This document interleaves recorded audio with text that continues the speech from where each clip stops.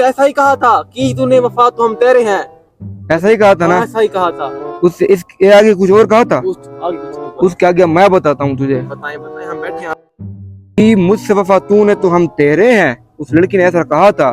तेरी जेब में जितने पैसे हैं वो सब मेरे हैं। मतलब तेरी जेब में जितने पैसे थे वो सब लड़की खा गई, ऐसा है? खा गई ना, तुझे कंकाल कर गई ना, ऐसे ना, तुझे कंकाल कर गई, तेरे सारे पैसे खा गई वो लड़की। ये है शेर की असली मिसाल। इस शायर की असली दूसरी लाइन ये है, तेरी जेब में जितने पैसे हैं वो सब मेरे हैं।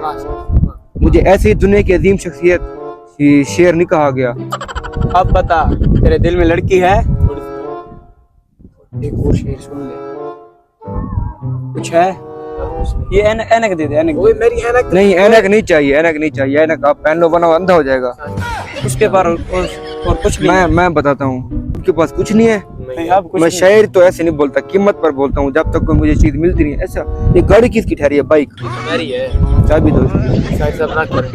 इस शेर के बाद वो लड़की बिल्कुल फना हो जाएगी आपके दिल और दिमाग में। वो आगे